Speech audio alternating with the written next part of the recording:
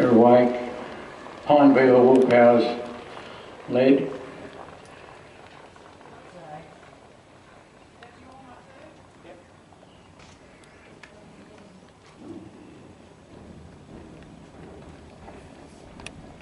Sorry, I haven't got a sheet here to give the names yet. They'll be on their way up.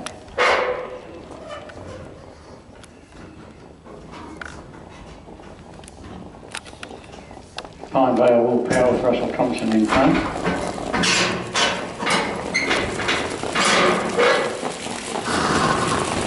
He's got a lead time of 41 seconds.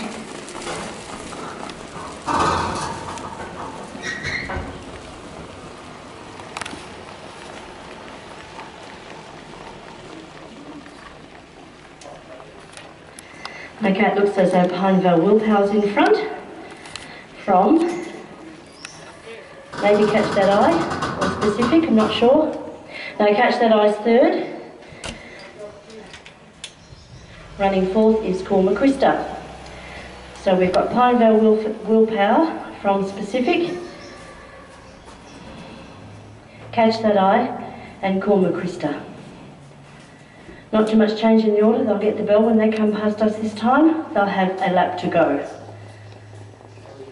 So we're a bit short on up here today, as you've probably deduced, but all should be right now.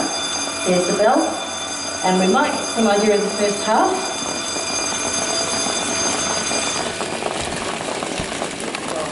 $65 for the first half, so just thereabouts. And in front still is Pineville Willpower from Specific. Third is Catch That Eye, and bring up the rear is Corma Krista. Now Corma Krista, of course, had a win here at our Echuca Cup night. A pretty good win there for his trainer and driver Gary Coghill, and he's now making a move from the back of the field. About the 500, he's going up towards these ones as they go past the 400. Still in front is Pineville Willpower, who's no slouch himself.